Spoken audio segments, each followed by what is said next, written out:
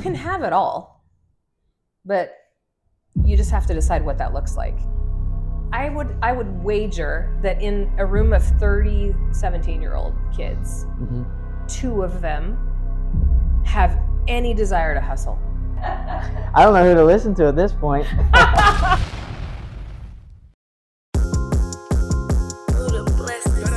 feel like on Gucci Mane in 2006. All these diamonds dancing on my fucking neck, cost like 4 bricks. Ain't no way that I be toting on that strap, don't make no sense. I'm Amy Trout. My business is Amy Trout Inspired Interior Design. I've been a high-end residential interior designer for over 20 years. A high-end residential designer. What does that look like? That looks like great big house full of furniture. I did interior design for your mom. For back our in house? the day. Yeah, when you guys lived in the house you were in before this house. So yeah, it's been a long time. Man, how long have you been doing that for? A little over 20 years. 20 years. So yeah. What got you started into that? I had my own business in marketing and advertising, kind of in that space. That's what my original degree is in, is communications and marketing. Okay, so you've always kind of had your own business. Yeah. Okay. Not always. I started out with lots of other companies, but by the time I was ready to start my family, I had my own company.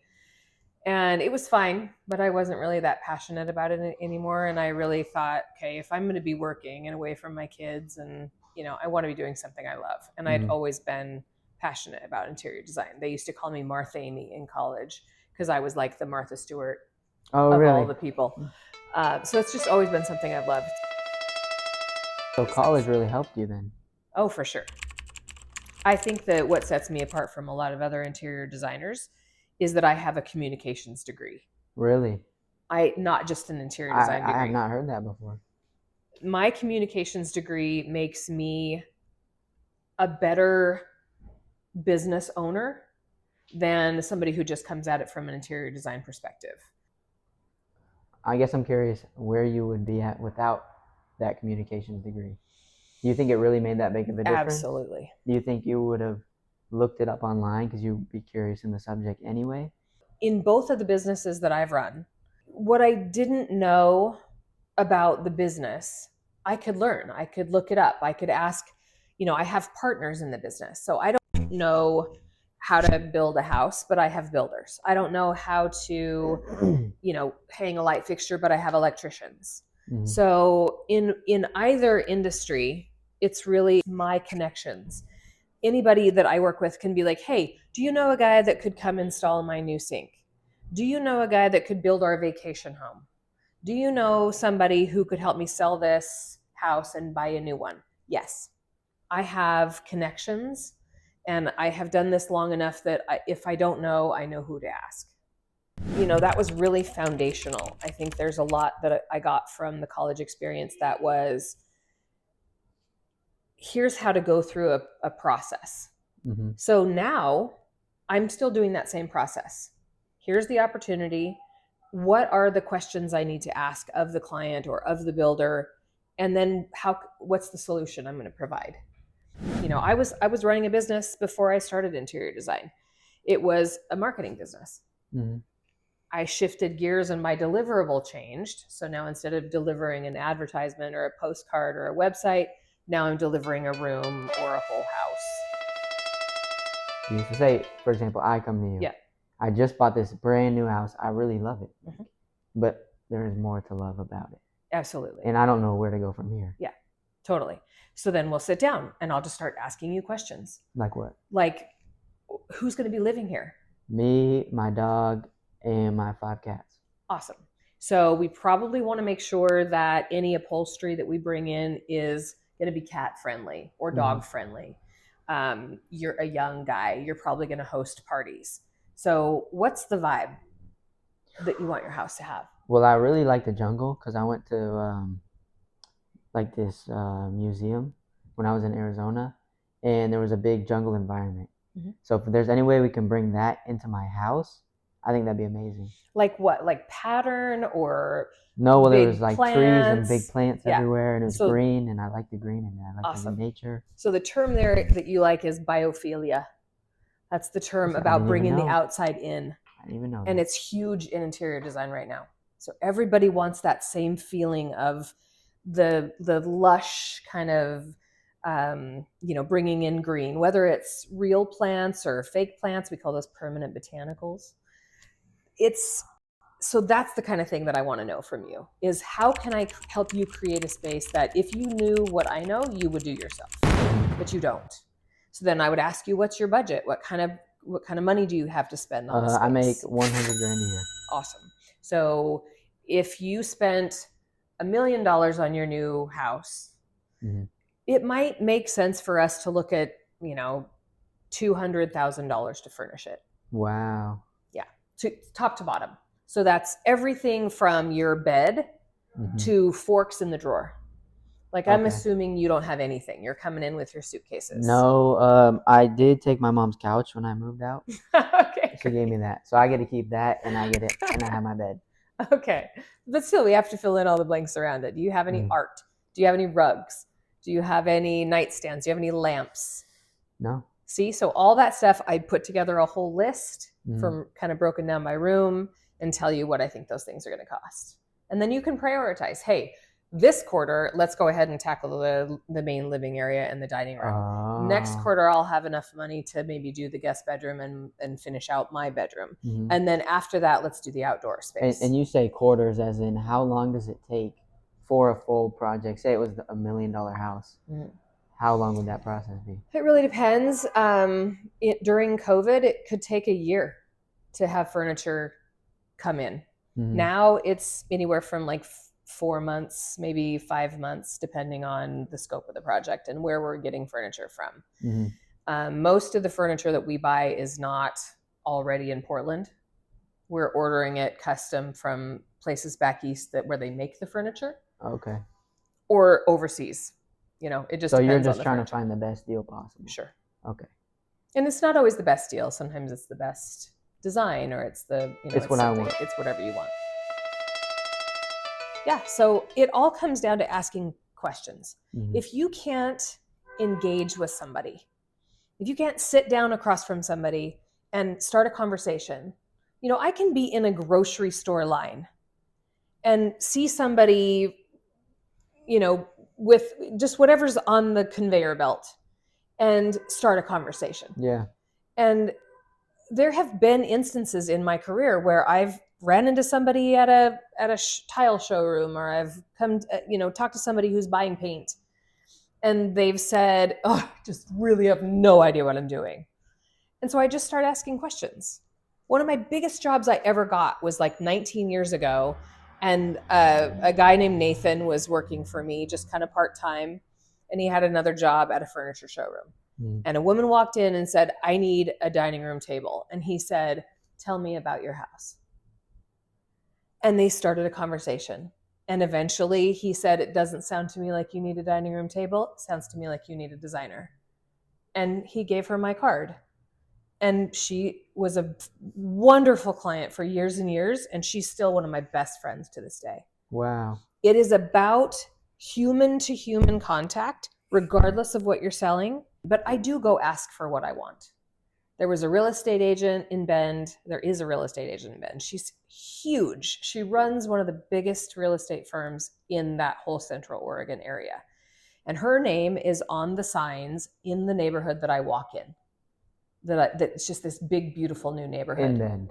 And so for 3 years, I've been thinking to myself, I got to meet this woman. Yeah. I have to meet this woman. I have to meet this woman. And finally, I'm at a home show, and she's sitting at the counter in the kitchen. And I just went up to her and said, "My name is Amy Trout, and I have been wanting to meet you for 3 years." What did she say? She's just laughed. And I said, "When you sell these houses and somebody asks you, gosh, I'm going to need furniture, who do you refer?" She didn't have anybody. She didn't know any designers that she liked or that she felt comfortable referring to her clients who were buying multi-million dollar houses. She was the best of the best. Yeah, the very best. So I said, we need to have coffee. So I took her to coffee. She is now my client. I just started the second project for her personally. Like, she hired me to come do her house. So you're designing her house? Yeah. Wow. And now I'm designing her income property, her little vacation rental that she has also in Bend. So now anytime she sells a multi-million-dollar brand new beautiful home to somebody and they say, who would you hire? She absolutely says Amy Trout. Wow. You got to go for what you want. The worst thing she could have done is roll her eyes at me and go, I don't know. But she didn't. She had coffee with me. We had a big love fest conversation for an hour and a half. She's like, I'm so glad you are who you are. And that is that human to human connection. If you can't relate to somebody on a level, you know, I get really excited about interior design. And you got to find what really excites you. And then it's not like I'm selling, I'm just talking to you. I had 9 business cards in 10 years. Oh my. I kept advancing. Like I'd get a job and it would just be little and I would hate it. And I'd be like, ugh, I don't want to sit here and cover the phones at lunch. I want to be writing the copy. So I would push myself and get the next job where I was writing the copy. And the next job I would push to get myself a job where I was actually laying out the advertising. And the next job I wanted to be the project manager. And the next job I wanted to be more of a senior level project manager. And the next job was mine and I ran the company. Like I just kept pushing forward, because what you learn from a job you don't really like is as important as what you learn from a job you love, because it just steers you. My dad says the same thing about coaches. Mm-hmm. He says you learn more from the bad coaches than you do from the good coaches. Absolutely. You learn a ton from the bad clients. A ton.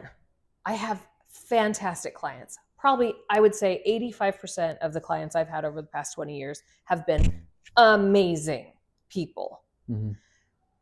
The 15% that were awful have taught me more than the good ones.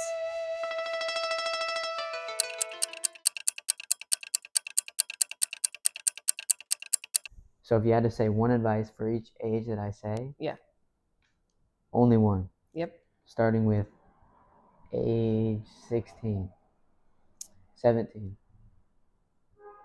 Seek opportunities to challenge yourself. So there's a club and they're looking for a president. Be that. There's a team and they need a leader. Be that. You don't know how to do it yet. Obviously, you're 16 years old or 17 years old, but try. Like try and fail. Put yourself in situations where you have the opportunity to succeed. Those opportunities, do they just present themselves? No. How do you find those opportunities? You go looking. What are you interested in as a 16-year-old? What are you interested in? I'm interested in wood shop. So, because I'd like to be a contractor someday. So I'm going to go to the wood shop classes. I'm going to enroll in those classes, or I'm going to join that group after school who does volunteer work at Habitat for Humanity. And I'm going to go learn how to build a house with Habitat for Humanity, whether it's at school or not. There's stuff like that out there everywhere. Okay, 23. I think at 23, prioritize. You're going to have a lot of stuff coming at you at 23. There's decisions to make. There's big forks in the road. Anytime, I think, in your 20s, you have the opportunity to decide how you're going to spend your time, how you're going to spend the money that you're making, what's your next step. Mm-hmm. So I think prioritizing, whether that's I want to buy a house, so I'm going to save money and buy a house, or I want to further my career, so I'm going to get the next job. But you have to pick something. You have to pick something. You have to prioritize. You can pick a lot of things. You just have to put them in the order that they're going to get your attention.